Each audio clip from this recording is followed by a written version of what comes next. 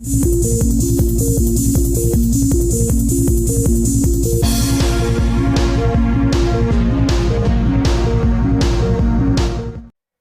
दोस्तों, dynamic classes में आप सभी का स्वागत है।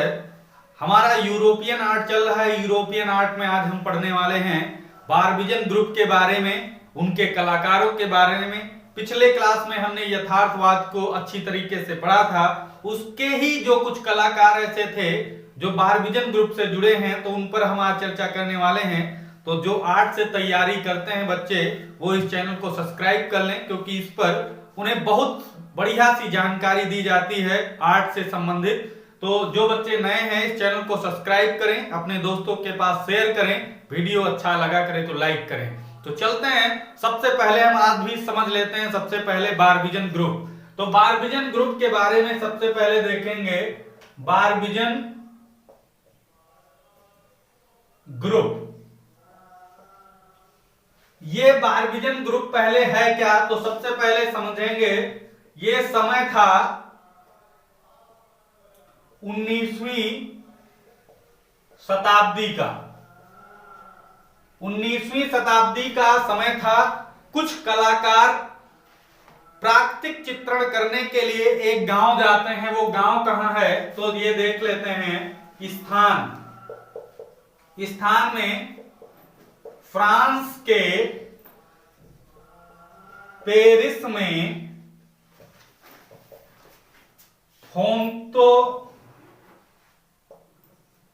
फोंतेनब्लो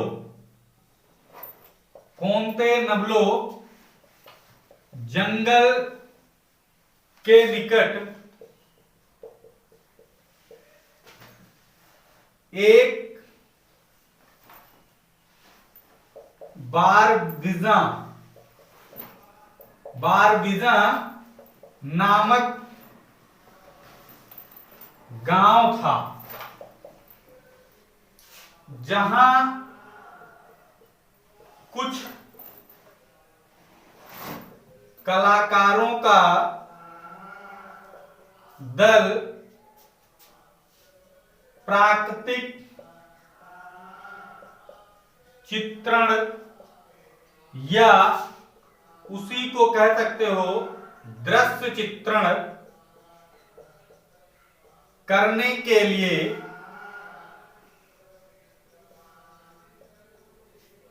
पहुंचा। जो ये प्राकृतिक चित्रण या दृश्य चित्रण करने के लिए बारबीजा नामक गांव में कुछ कलाकारों का एक दल गया था, उसे ही हम बारबीजन ग्रुप कहते हैं। और इसने कौन से चित्रण किए हैं, तो अगर कहे गांव से संबंधित तो भी बारबीजन ग्रुप होगा, प्राकृतिक चित्रण कहे तब भी बारबीजन ग्रुप, और दृश्य चित्रण कहे तब भी बारबीजन ग्रुप होगा। तो ये कलाकार थे सभी यथार्थवाद के ही, लेकिन वो उससे कटकर जो प्राकृतिक चित्रण करने के लिए इस गांव गए थे, तो उनको हम बारबीजन ग्रुप के अंतर पर पढ़ेंगे। तो पहला नाम देखते हैं कौन सा है। तो यहां पर नोट कर लें सभी लोग, कलाकार काहे के, तो बारबीजन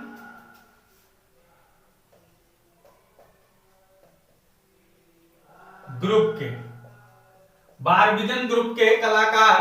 तो पहला नाम जो इसमें आता है उसे थियोडोर रूसो, ये नाम याद रखेंगे। और इसे किस लिए याद रखेंगे, क्योंकि यह इस बारबीजन ग्रुप का सबसे प्रसिद्ध और क्रियाशील कलाकार माना जाता है। अगर क्वेश्चन आ जाए बारबीजन ग्रुप का सबसे प्रसिद्ध और क्रियाशील कलाकार कौन सा है, तो ध्यान रखेंगे थियोडोर रूसो का नाम ध्यान रखना है। इनका जन्म बात करें तो कब हुआ था, जन्म बात कर लें तो 1812 ईस्वी में इनका जन्म हुआ। मृत्यु अगर पूछ ले कि इनकी मृत्यु कब हुई थी, तो 1867 ईस्वी में इनकी मृत्यु हुई थी। जन्म है 1812 ईस्वी में, मृत्यु 1867 ईस्वी में। प्रसिद्धि क्या थी, अभी हमने जैसा बताया है, यह बारविजन ग्रुप के सबसे प्रसिद्ध तथा क्रियाशील कलाकार माने जाते हैं। पहली चीज यही ध्यान रखना है आपको कि सबसे प्रसिद्ध बारविजन ग्रुप का और क्रियाशील कलाकार कौन है, तो थियोडोर रूसो। इनका दूसरा महत्व ध्यान रखेंगे, यह प्राकृतिक चित्रण को अधिक महत्व देते हैं। किसको अधिक महत्व दिया? अगर आ जाए थियोडोर रूसो किस चित्रण को अधिक महत्व देते हैं, तो प्राकृतिक चित्रण को इन्होंने अधिक महत्व दिया है। प्रसिद्ध इनका एक चित्र ध्यान रखना है, प्रसिद्ध चित्र एक जरूर ध्यान रखेंगे। ये किसका है? तो ओक के वृक्ष ये किसका चित्र है? तो थियोडोर रूसो का है। और कहीं कहीं ओक का ओकम भी मिलेगा, ऊपर बिंदी लगी होगी, ओकम। तो ध्यान रखेंगे ये ओक के वृक्ष ही होगा। तो ये इनका चित्र ध्यान रखना है। और ये प्रसिद्ध कलाकार हैं किसके? बारविजन ग्रुप के। तो ये महत्वपूर्ण है, तो ध्यान रखना है। अगला 2 नंबर पे कलाकार हम देखेंगे जिनका नाम है मिले। क्या नाम है? मिले। तो मिले को देखेंगे, यह ग्रामीण चित्रण के लिए जाने जाते हैं। सबसे पहली चीज, यह ग्रामीण चित्रण के लिए प्रसिद्ध हैं। बारविजन ग्रुप का ग्रामीण चित्रण करने वाला प्रसिद्ध चित्रकार कौन था? तो मिले। यह ग्रामीण चित्रण के लिए प्रसिद्ध हैं। ये इंपॉर्टेंट चीज थी इनसे, तो इसको आप लोग याद रखना है। इनके प्रसिद्ध चित्र देख लेते हैं। प्रसिद्ध चित्र इनके 4 से 5 याद रखना है। प्रसिद्ध चित्र कौन कौन से हैं? तो एक पछोरने वाला आदमी, पछोरने वाला आदमी, ये अगर पूछे किसका चित्र है तो मिले को ध्यान रखेंगे। अगला याद रखना है बीज बोने वाला आदमी, बीज बोने वाला आदमी, ये किसका चित्र है? ये भी मिले का है। अगला चित्र याद रखना है कुदाल लिए आदमी, कुदाल लिए आदमी या कुदाली वाला आदमी, जो भी हो ये वही चित्र है, कुदाली वाला आदमी या कुदाल लिए आदमी। ये प्रसिद्ध चित्र मिले का है। और अगला है खान मजदूर। अगर आ जाए खान मजदूर, खान माने क्या होता है? खान का मतलब जहां से ये उसको क्या कहते हैं, खनिज पदार्थ निकाले जाते हैं। खनिज पदार्थ निकाले जाते हैं तो उसमें जो मजदूर काम करते हैं उनको हम कहते हैं खान मजदूर। तो उनका चित्र भी मिले ने ही बनाया है। और एक ईडियस, ईडियस किसका चित्र है?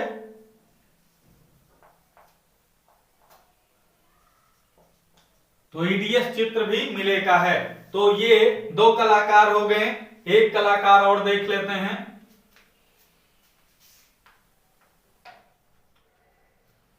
अगले कलाकारों में हम बात करेंगे कामीय कोरे।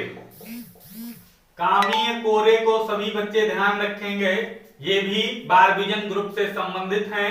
इनका जन्म जो है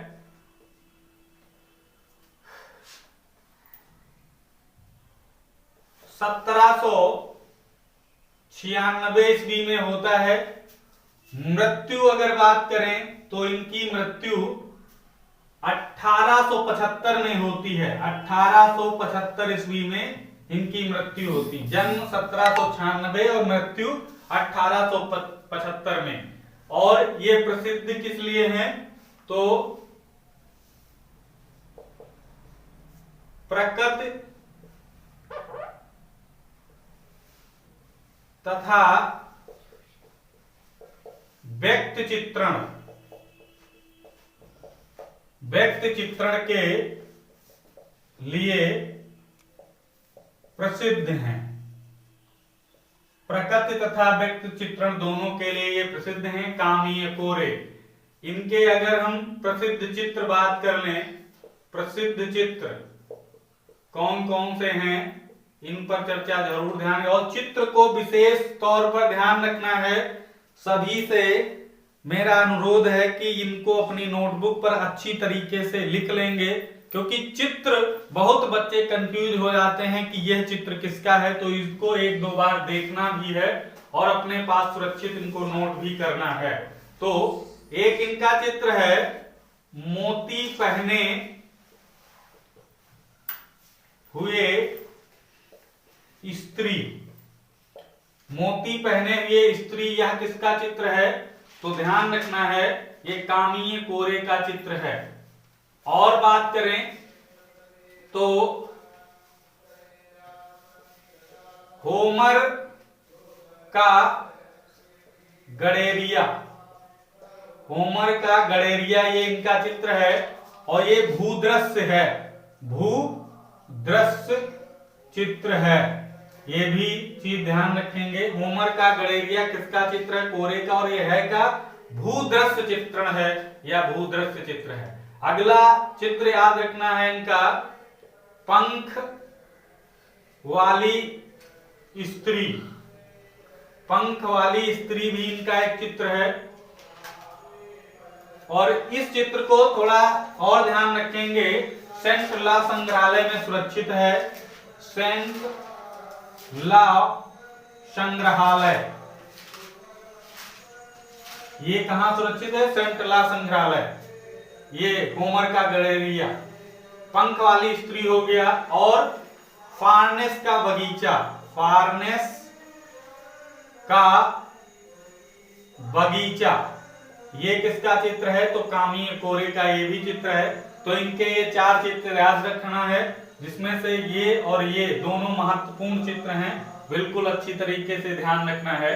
तो इस तरह से बारबीजन ग्रुप के जो महत्वपूर्ण कलाकार थे उनको आपने अच्छी तरीके से देख लिया। तो यहां तक ही सिर्फ बारबीजन ग्रुप के 3 कलाकारों को अच्छी तरीके से देख लेना था। अब बात करेंगे हम प्राक रैफलवाद की। तो आगे बात करेंगे प्राक रैफलवाद। प्राक रैफलवाद या इसी को हम बोलते हैं बंधु संघ। बंधु संघ अगर पूछ ले क्वेश्चन, बंधु संघ किसे कहा गया है? तो प्राक रैफलवाद को बंधु संघ भी कहा जाता है। तो इसको ध्यान रखेंगे। ये है क्या? तो कला आंदोलन है। क्या है? कला आंदोलन है। कला आंदोलन है। स्थापना अगर इसकी बात कर लें, स्थापना की, तो स्थापना में 1848 ईस्वी में इसकी स्थापना हुई थी। और किसने की थी? तो विलियम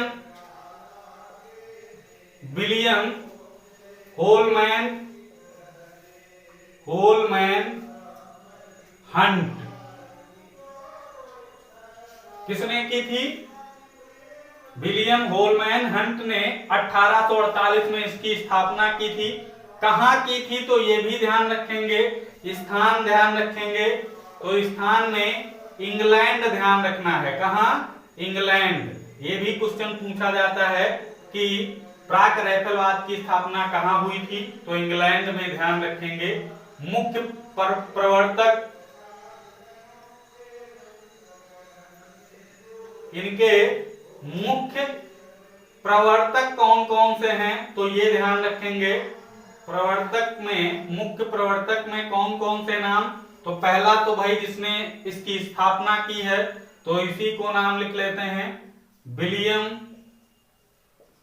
होलमैन हंट, पहला नाम हो गया। दूसरे पे अगर बात करें तो ध्यान रखेंगे मीलेस, तो मीलेस को ध्यान रखेंगे। उसके बाद अगला नाम याद रखना है रोजेटी, रोजेटी नाम याद रखना है। ये तीन नाम आप लोगों को याद रखना है, विलियम होलमैन हंट और मीलेस और रोजेटी। ये किससे संबंधित हैं तो ध्यान रखेंगे प्राक रैफलवाद से संबंधित हैं, जिसे बंधु संघ भी कहा जाता है, जिसकी स्थापना कहां हुई, इंग्लैंड में 1848 में हंट ने की थी। यह एक कला आंदोलन है। रोजेटी का एक चित्र बहुत इंपॉर्टेंट है, याद रखना है, कुमारी का लड़कपन, कुमारी का लड़कपन। ये हंट के स्टूडियो में बनाया था, हंट के स्टूडियो बनाया था। यह रोजेटी का प्रथम चित्र है, प्रथम चित्र है, ये भी ध्यान रखना है। रोजेटी का प्रथम चित्र है कुमारी का लड़कपन, और ये हंट के स्टूडियो में बनाया था। रोजेटी का पहला या प्रथम चित्र है, तो ये ध्यान रखना है। और अगर एक क्वेश्चन पूछे पीआरबी, पीआरबी का फुल फॉर्म क्या है, पीआरबी का फुल फॉर्म क्या है, ये अगर क्वेश्चन आ जाए तो इसको ध्यान रखेंगे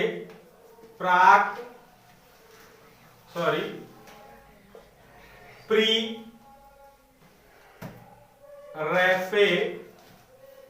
Raphaelite, pre Raphaelite, pre Raphaelite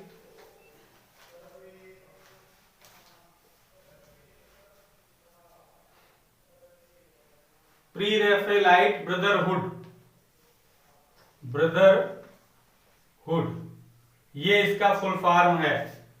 PRB का full form pre Raphaelite brotherhood इसका पूरा नाम है, तो सभी बच्चे इसको ध्यान रखेंगे।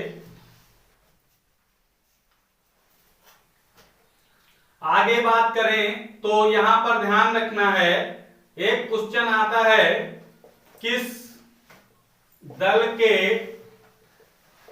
कलाकारों,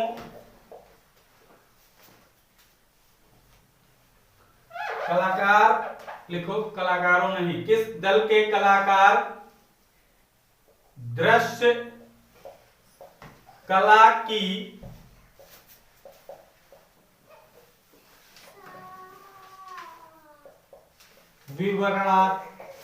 विवरणात्मकता, विवरणात्मकता तथा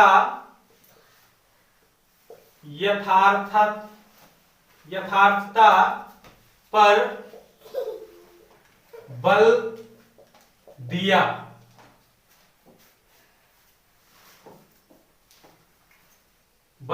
तो यहां पर इसका आंसर रैफेलवाद आएगा। क्या आएगा, रैफेलवाद, इसका आंसर क्या है, तो नाम याद रखेंगे, रैफेलवाद में दृश्य कला की विवरणात्मकता और यथार्थता पर बल दिया गया था। तो ये चीज इंपॉर्टेंट थी, इसको नोट कर लें। अगला क्वेश्चन एक हो सकता है, पूछ ले, मीलेस को 9 वर्ष की अवस्था में आर्ट सोसाइटी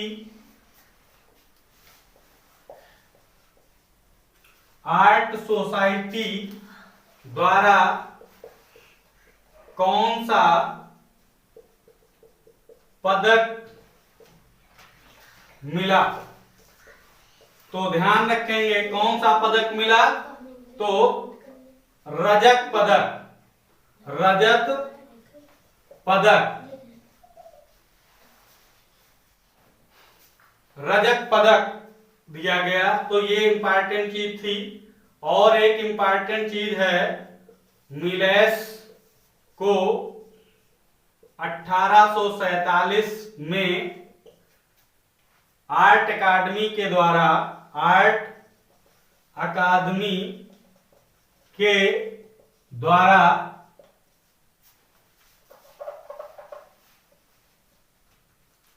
स्वर्ण पदक दिया गया। ये भी चीज इंपॉर्टेंट है। 1847 में आर्ट अकादमी के द्वारा मिलेस को क्या दिया गया था, तो स्वर्ण पदक दिया गया था। ये भी इंपॉर्टेंट चीज है। किस चित्र के लिए दिया गया था, चित्र वो कौन सा है, तो चित्र ध्यान रखेंगे, ये भी इंपॉर्टेंट है। बेंजामिन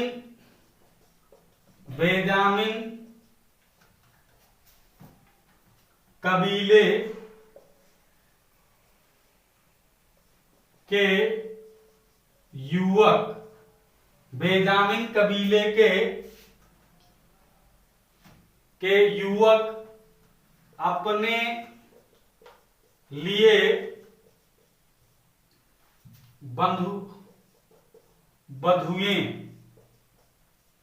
बंधुएं पकड़ते हुए, ये चित्र ध्यान रखना है। इसी के लिए इन्हें स्वर्ण पदक दिया गया था। बेंजामिन कबीले के युवक अपने लिए बंधुएं पकड़ते हुए, इस चित्र के लिए मिलेस को 1847 में आर्ट अकादमी के द्वारा स्वर्ण पदक दिया गया था। तो प्यारे बच्चों, इसको अच्छी तरीके से याद रखना है। अब हम बात करें, अगली चीज ध्यान रखेंगे, हंट यही विलियम का नाम था उनका, विलियम होलमैन हंट ने 1905 ईस्वी में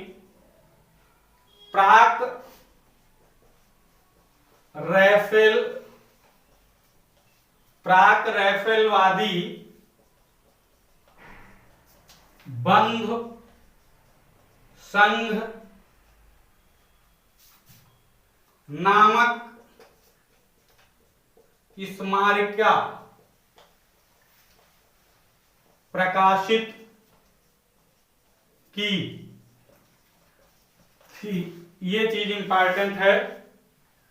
तो 1905 ईस्वी में प्राक रैफेलवादी बंध संघ नामक स्मारिका प्रकाशित की थी। किसने, तो हंट ने की थी, ये ध्यान रखना है। और इसी वर्ष इन्हें ऑर्डर ऑफ मेरिट से सम्मानित किया गया था। इसी, लिख लीजिए, इसी वर्ष इन्हें ऑर्डर ऑफ मेरिट से सम्मानित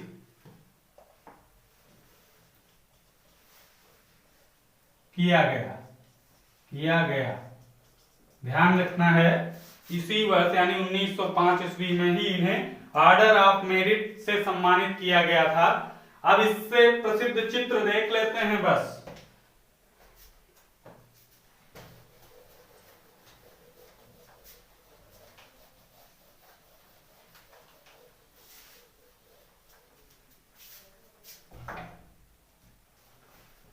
तो प्रसिद्ध चित्र कौन कौन से हैं, प्राक रैफेलवाद के प्रसिद्ध चित्र देखना है बस।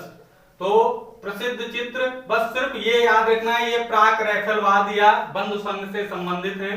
तो पहला चित्र आप लोगों को याद रखना है, बढ़ई की दुकान।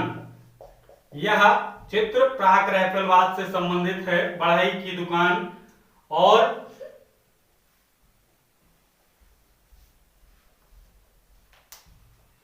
अगला चित्र, जंगल के निवासी की लड़की।